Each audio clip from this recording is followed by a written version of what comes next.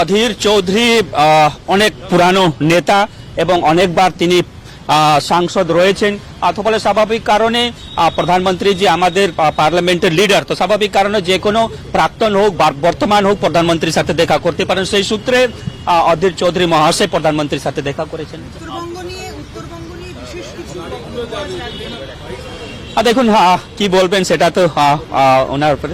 নিশ্চিতভাবে আমরা সারা পশ্চিমবঙ্গকে নিয়ে চলছি, তো নিশ্চিতভাবে পশ্চিমবঙ্গের যা বলার কথা মনে করি গতকাল আমাদের মাননীয় গৃহমন্ত্রী সবকিছু বলে দিয়েছেন।